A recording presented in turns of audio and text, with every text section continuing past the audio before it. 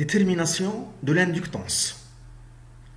Pour déterminer l'inductance d'une bobine, on réalise un circuit RL constitué d'un générateur basse fréquence GBF délivrant une tension périodique triangulaire, d'un conducteur ohmique de résistance R égale 1 kΩ, d'une bobine d'inductance L et de résistance négligeable. Un oscilloscope bicourbe est branché sur ce circuit.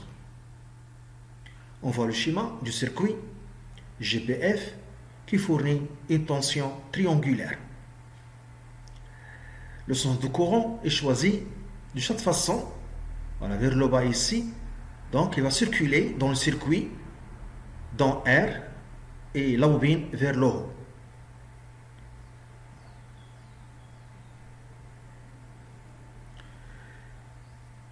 Le point A est relié à la voie 1, Y1, l'entrée Y1 dans ce scope, le point M à la masse, le point B à la voie Y2 dans ce scope.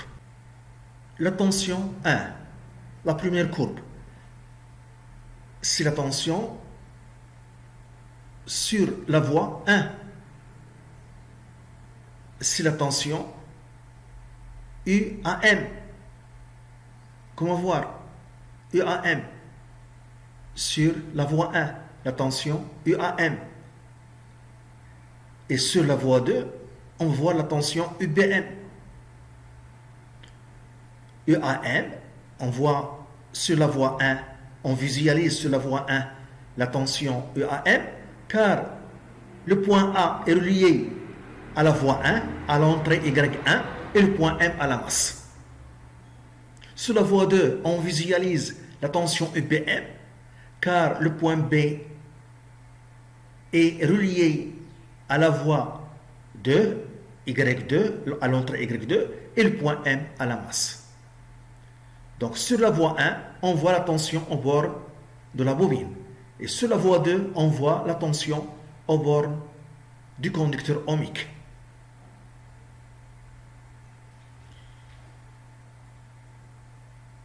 La tension 1 donc représente la tension UAM au bord de la bobine. Elle est rectangulaire.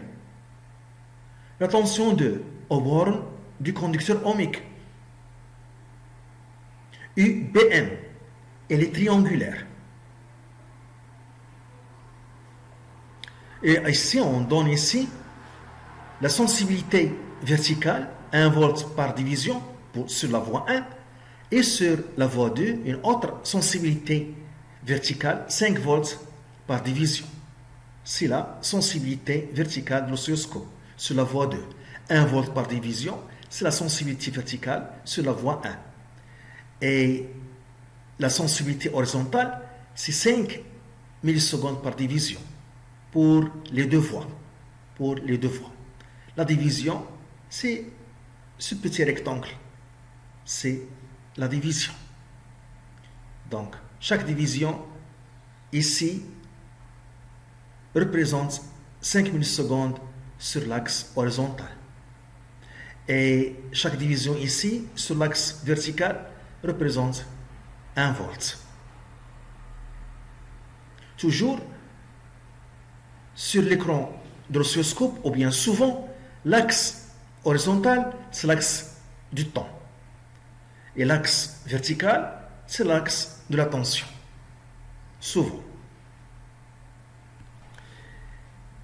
Quelles sont les grandeurs physiques qui sont visualisées sur l'écran de l'oscilloscope? Donc, sur la voie 1, la tension UAM, et sur la voie 2, la tension UBM aux bornes du conducteur ohmique. 2. Déterminer la fréquence des signaux sur l'oscillogramme. Donc ici, la fréquence. D'abord, on va chercher la période. La période, c'est la durée de la forme qui se répète. C'est la durée d'un motif. Le motif, c'est la forme qui se répète. Ici, ce sont les triangles qui se répètent. Ces triangles. Donc, la durée d'un triangle, c'est la période. Donc, la période, c'est la durée d'un motif de la forme qui se répète. Donc, ici, on a presque une division. par motif. Et chaque division représente 5 millisecondes. Donc la période est 5 millisecondes. Ici, la même chose. La même chose, la forme qui se répète, voilà, 1, 2, 3, voilà, c'est la motif qui se répète, sa durée et la période. Donc, une division, la même chose, une division. Donc, la période et la durée de la forme qui se répète et la durée d'un motif, 5 millisecondes. Et on calcule la fréquence qui est égale à l'inverse de la période. 3. Exprimer la tension UPM en fonction de l'intensité I, donc la loi d'Ohm. 4. Déduire une relation entre la tension UAM, l'inductance L, la résistance R et la tension UBM.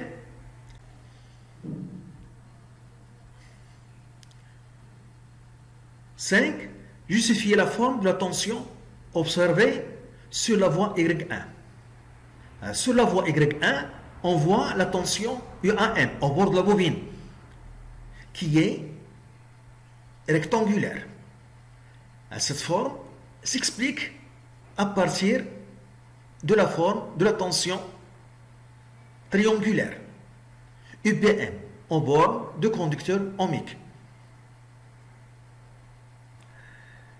Au cours d'une demi-période,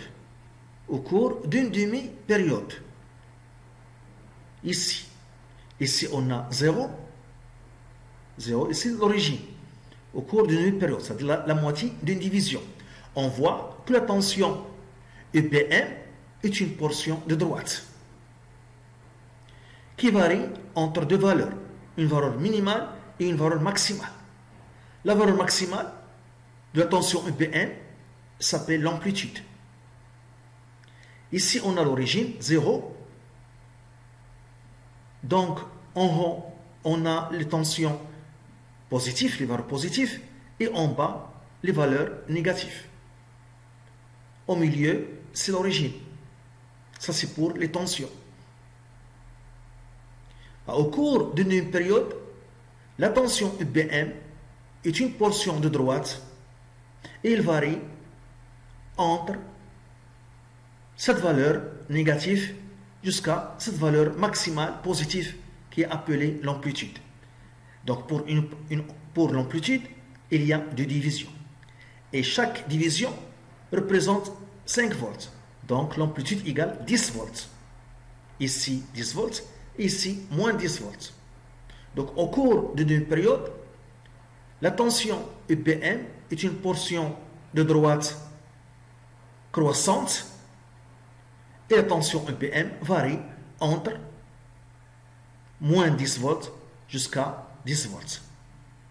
Alors que la tension UAM sur la voie 1 au bord de la bobine, au cours d'une période, elle est presque constante et négative. Et il y a une division. Et ici, sur la voie 1, chaque division représente 1 volt. Donc ici, on a moins 1 volt. Au cours de la deuxième d'une période. Au cours de la deuxième d'une période. La tension UAM au bord de la bobine est presque constante et est égale à 1 volt. Alors que la tension UPM au cours de la deuxième d'une période est une portion de droite décroissante et qui varie entre 10 volts et moins 10 volts.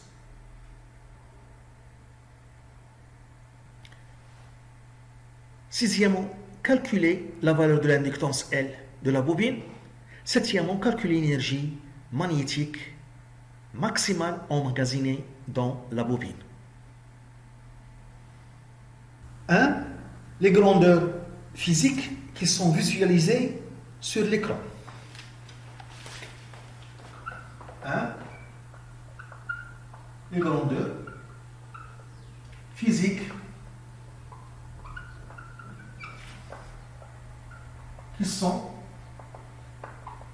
visualiser sur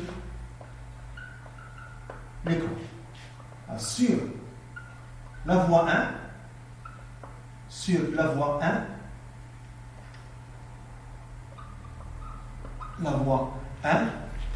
on visualise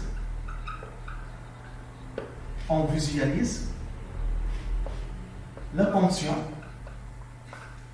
tension UAM. La tension UAM. Car le point A est relié à l'entrée Y1 et le point M est relié à la masse. La flèche représente la tension EAM car l'extrémité de la flèche se trouve au point A et l'origine de la flèche au point M. Sur la voie 2, on visualise la tension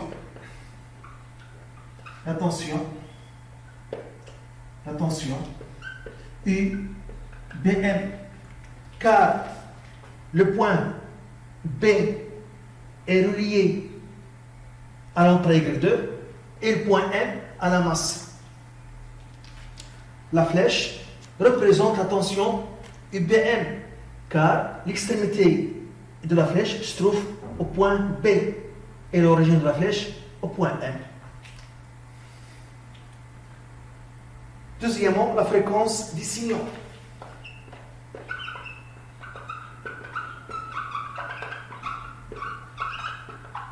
La fréquence des signaux. Alors, F égale l'inverse de la période. Nous avons dit que T égale 5 millisecondes, une division. 5 millisecondes. Qui est égal à 5 fois 10 moins 3 secondes. Donc F est égal à 1 sur 5 fois 10 moins 3. Donc on trouve 200 Hz. On trouve 200 Hz. Troisièmement, la tension UBM. 3. La tension UBM. La tension EBM, c'est la tension en bord de conducteur ohmique. Et on applique la loi d'Ohm. Ici, on a la flèche qui représente la flèche qui représente la tension UBM et la flèche qui représente le sens positif, le sens opposé. Donc, on a la convention récepteur. Donc, on écrit, d'après la loi d'Ohm, voilà. D'après la loi d'Ohm, la loi d'Ohm UBM est égal à R fois I de T. Car on a la convention récepteur. Car on a la convention récepteur. Quatrièmement, la relation entre UAM et IBM.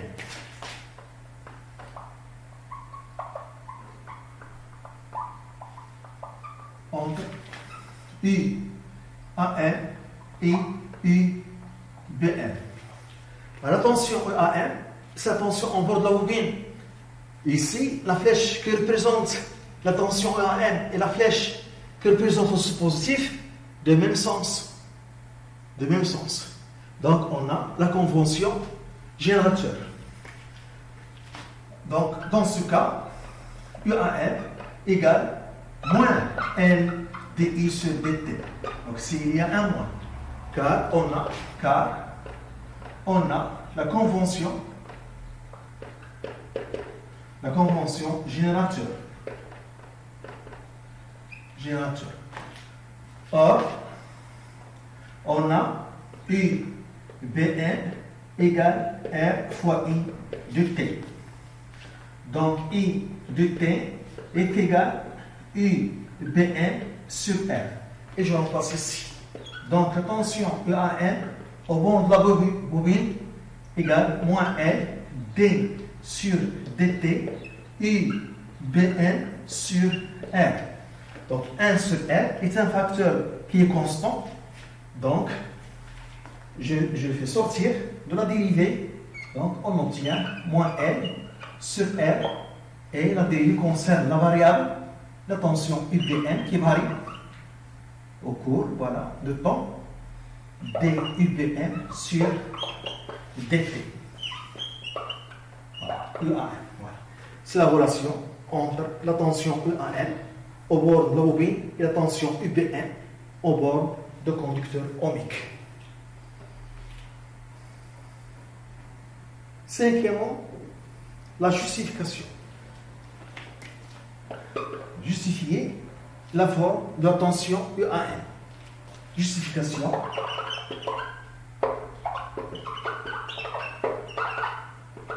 De la forme de la tension UAN qui est rectangulaire. Donc, on va expliquer cette forme en raisonnant sur la demi-période. Sur l'intervalle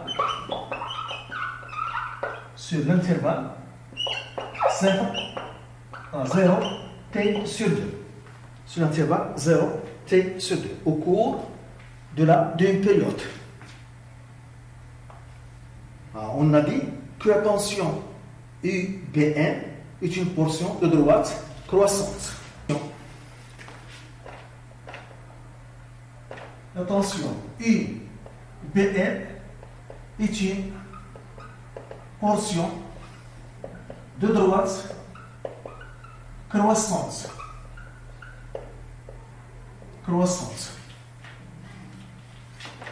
Donc le coefficient directeur, c'est la dérivée. La dérivée de cette tension, c'est le coefficient directeur. Donc D, U, B, la dérivée par rapport au temps, voilà, donc est une constante positive. Est une constante, voilà, et positive car la portion de droite est croissante. Donc le coefficient directeur est positif.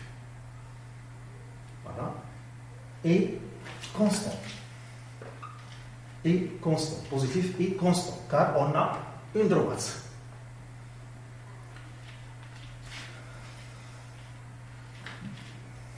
Et d'après la relation UAN égale moins L sur R, dUBN sur DT, donc on a dit que la dérivée qui constitue le coefficient directeur est positif, et s'il y a un moins, est positif, donc c'est négatif.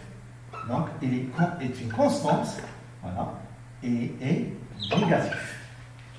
C'est ce qu'on voit sur l'écran, voilà, au cours d'une période 0t sur 2, la tension EAN est constante et négative. Maintenant, au cours de l'intervalle, ou bien sur l'intervalle de la deuxième demi-période, sur l'intervalle T sur 2, T. Voilà. T est la période. On a la tension, UBN. Est une portion. La courbe est une portion de droite décroissante.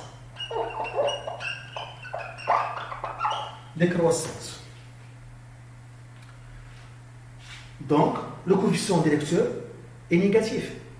Et le coefficient directeur, c'est la dérivée. C'est la dérivée pour la droite.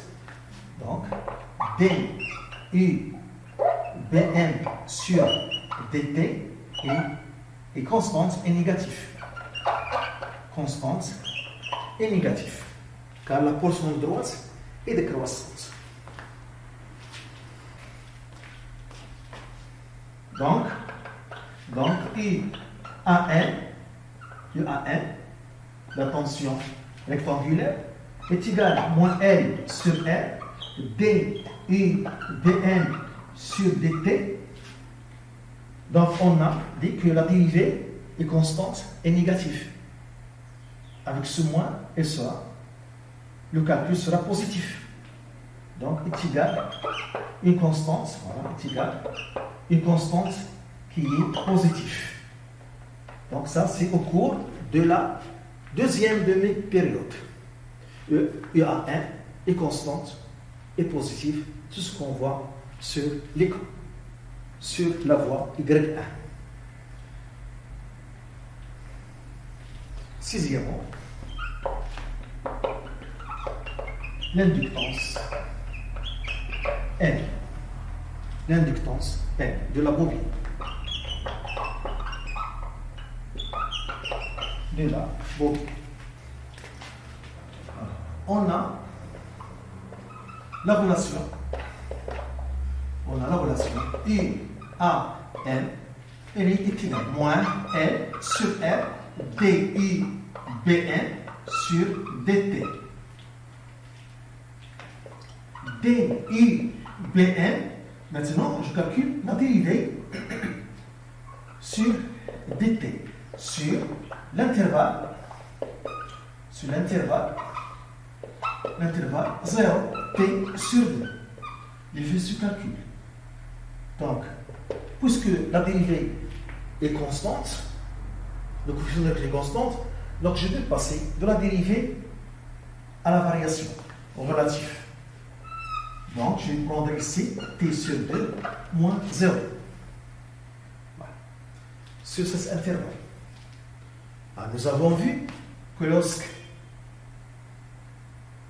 t égale à 0, on a moins un. Voilà. Et lorsque t égale t sur 2, on a l'amplitude un.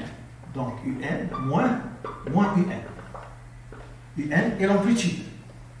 Un est l'amplitude. Donc dUBN sur dt est égal à 2 un sur t sur 2, qui est égal à 4 un sur t. 4 un sur t.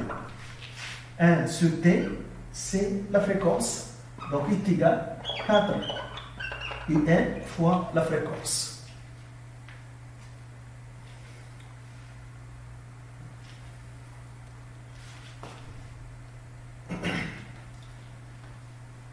Et je remplace ici.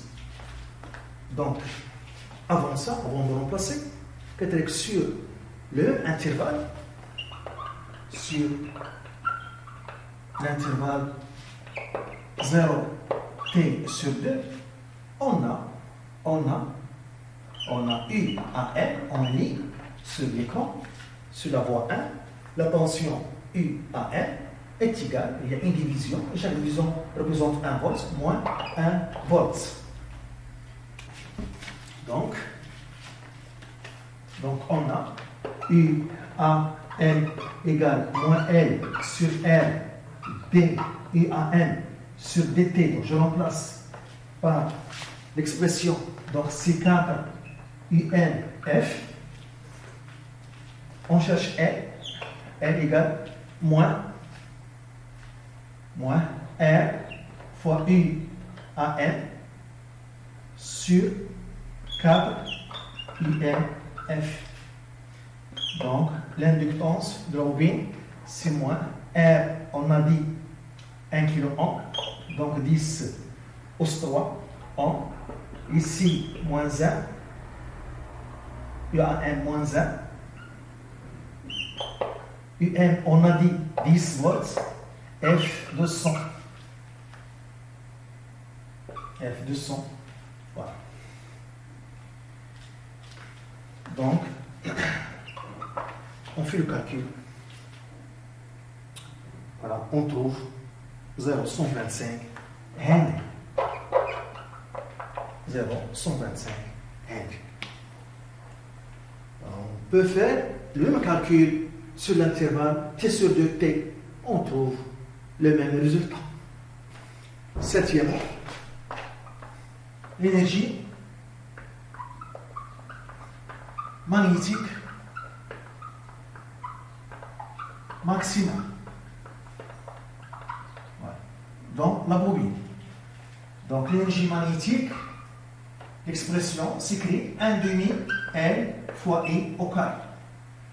Donc, l'énergie magnétique maximale, on a l'énergie magnétique maximale lorsque I est maximale. Donc, est égal à 1 demi L I maximale au carré. On a la relation, d'après la loi d'Ohm, on a U, B, L égale R fois I. Donc, lorsque UPM est maximal, qui est égal à 10 volts, d'après les courbes, 10 volts, on a ici I maximal. I maximal avec U maximal. L'amplitude avec l'amplitude. Donc, UM égale R, IM. Donc, IM égale UM sur R. Et je remplace. Donc, l'énergie magnétique maximale égale 1 demi L UM sur R, le tout au carré. Donc, c'est égal à 1 demi fois 0,125 UM. Donc, UM, c'est 10 volts. On a dit 2 divisions. Voilà, sur la voie 2 divisions. Donc, chaque division représente 5 volts sur la voie 2. Donc, UM, la valeur maximale du UPM, 10 volts.